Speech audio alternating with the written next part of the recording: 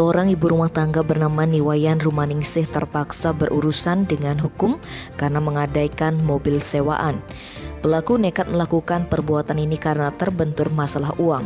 Kapolresta Denpasar Kombes Pol Jansel Afitus Panjaitan dalam rilis kasus menerangkan peristiwa tersebut bermula pada Senin 5 Juli.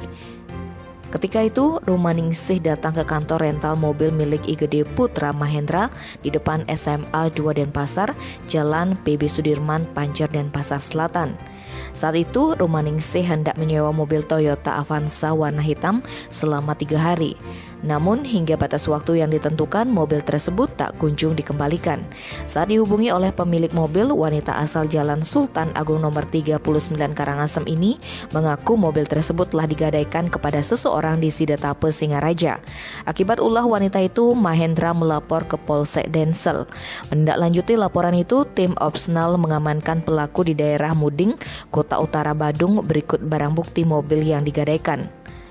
Saat diperiksa, pelaku mengaku terpaksa menggadaikan mobil karena masalah ekonomi.